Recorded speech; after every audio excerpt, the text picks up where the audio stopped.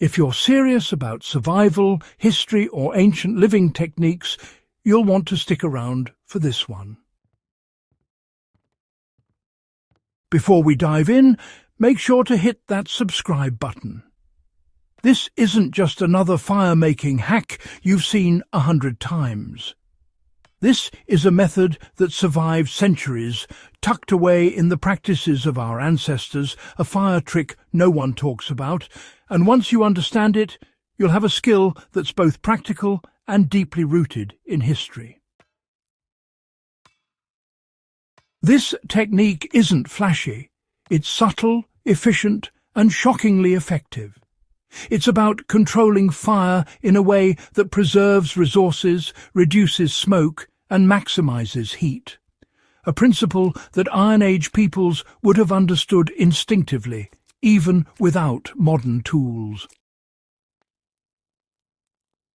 The secret lies in something called the core ember nest method, which is fundamentally different from simply lighting a fire and adding wood until it roars.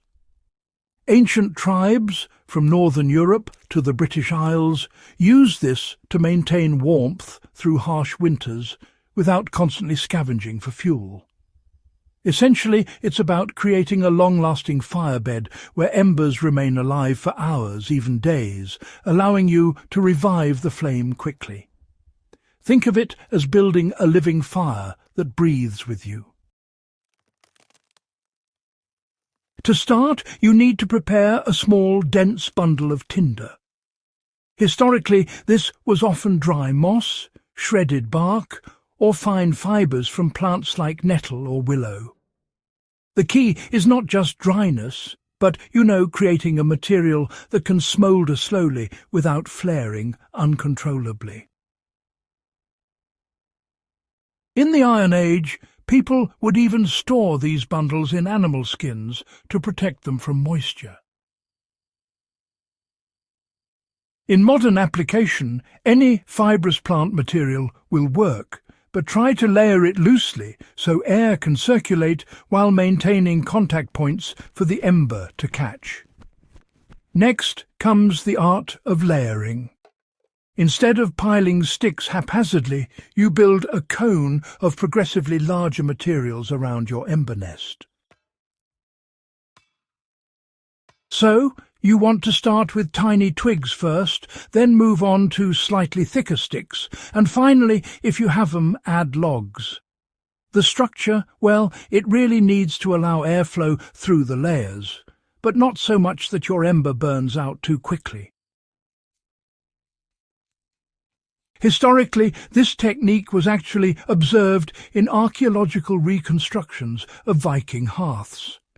The central embers, they could last all night and only needed a few stokes in the morning to get a full flame going.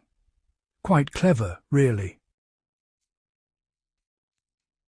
For a modern twist, you might try building it in a metal or stone enclosure to mimic that same airflow pattern. Once your ember nest is established, honestly, the trick is in the maintenance ritual.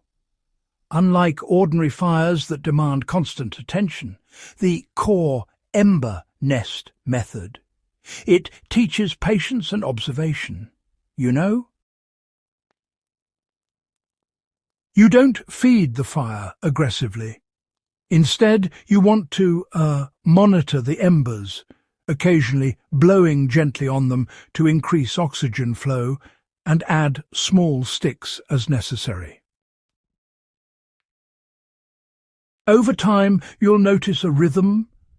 The fire expands, contracts, and, breathes almost like a living organism. This method is incredibly efficient in resource-limited environments, a lesson our ancestors relied on heavily during long winters or extended travels. One of the most fascinating historical applications of this fire trick comes from documented accounts of Iron Age dwellings in Scandinavia. Hearths were often built into the floor, insulated with clay and stone. The core ember method allowed families to maintain a constant source of heat without constantly refueling, conserving both wood and labour.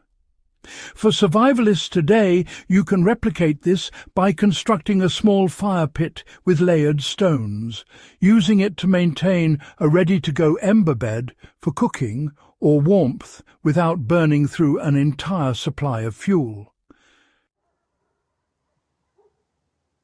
There's also an overlooked benefit: smoke control. When embers are managed instead of uncontrolled flames, you produce less smoke, making it easier to stay discreet in survival scenarios or simply maintain air quality in indoor settings. Historical shelters sometimes relied on this principle to keep smoke low while cooking, reducing exposure to harmful particles and keeping the interior livable during cold months. Applying this knowledge isn't just about survival. It's about connecting with a skill that predates modern convenience, giving you insight into how humans lived in harmony with fire for millennia. Next time you're camping, try building a small ember nest and practice reviving it with minimal effort. Use it to cook a meal, boil water, or keep your shelter warm. Over time, you'll notice that the efficiency and control this method offers far surpass standard fire-building techniques. Finally, there's a psychological edge. Knowing how to maintain fire with minimal effort, well, it really does instill confidence. In historical societies, fire wasn't just warmth, it was life itself. Families depended on it for safety, sustenance, and even, social cohesion. By mastering this method, you're not just creating flames. You're actually participating in a continuum of human ingenuity that spans thousands of years. It's a skill that turns survival into strategy, turning labour-intensive fire-making into an almost meditative practice. If you take one thing from this guide, let it be this: fire can be controlled, preserved, and optimized in ways that most modern survival tutorials ignore. By learning the core ember nest technique, you step into the shoes of Iron Age communities, gaining practical skill while honouring historical methods. It's one of those rare tricks that is as effective today as it was 1,000 years ago, bridging the past and present in a tangible, hands-on way. So start small, experiment carefully, and always respect fire. This is a skill that rewards patience, observation, and historical insight. And if you found this guide valuable, make sure to subscribe to the channel and share it with fellow history buffs. The more we preserve and practice these ancient instincts, the stronger our connection to the past and our ability to survive in the present.